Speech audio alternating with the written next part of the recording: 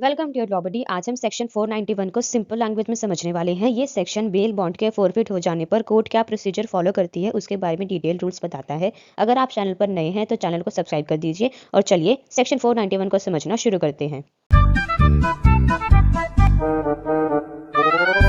Section 491 talks about procedure when bond has been forfeited. Subsection 1 का clause A कहता है कि अगर बॉन्ड कोर्ट में अपीयरेंस या फिर प्रॉपर्टी के प्रोडक्शन के लिए था और कोर्ट को सेटिस्फाई हो जाए कि बॉन्ड फोरफिट हो चुका है, यानी एक्यूज्ड ने कंडीशन ब्रेक कर दी है, तो कोर्ट या वो कोर्ट जिसमें केस ट्रांसफर हुआ हो वो फोरफिचर के ग्राउंड्स रिकॉर्ड करेगी और जिस पर्सन ने बॉन्ड साइन किया था उसे पेनल्टी पे करने के लिए नोटिस देगी, या फिर शो कॉज बोलती है कि पेनल्टी क्यों ना ली जाए।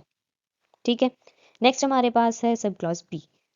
ये कहता है कि अगर संहिता का कोई अदर टाइप का बॉन्ड फॉरफिट होता है तो जिस कोर्ट ने बॉन्ड लिया था या जिस कोर्ट में केस ट्रांसफर हुआ हो या फिर फर्स्ट क्लास मजिस्ट्रेट सभी फॉरफिचर के ग्राउंड्स रिकॉर्ड कर सकते हैं और बॉन्ड वाले पर्सन से पेनल्टी मांग सकते हैं।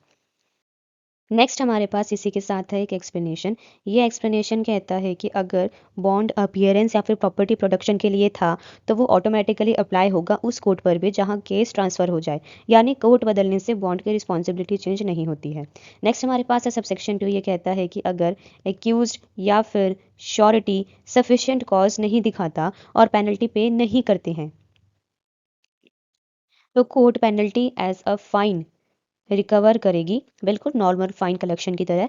अगर पेनल्टी ना पे हो और ना रिकवर हो तो श्योरिटी को सिविल जेल में मैक्सिमम 6 मंथ्स तक भेजा जा सकता है। नेक्स्ट हमारे पास है सबसेक्शन 3। कहता है कि कोर्ट के पास पावर है कि वो पेनल्टी का कुछ हिस्सा माफ़ कर सकती है, यानी कि रेमिट कर सकती है, लेकिन इसके लिए कोर्ट को अपने रीजंस रिकॉर्ड करने पड़ते हैं। बाकी पेनल्टी का पोर्शन कोर्ट इन्फोर्स कर सकती है। नेक्स्ट हमारे पास है सबसेक्शन 4। ये कहता है कि अगर श्योरिटी की डेथ बॉन्ड फॉरफिट होने से पहले हो जाए तो श्योरिटी की इस्टेट यानी कि प्रॉपर्टी कोई लाइबिलिटी नहीं बियर करेगी, यानी श्योरिटी के मर जाने पर उसके परिवार को बॉन्ड की पेनल्टी नहीं देनी पड़ेगी।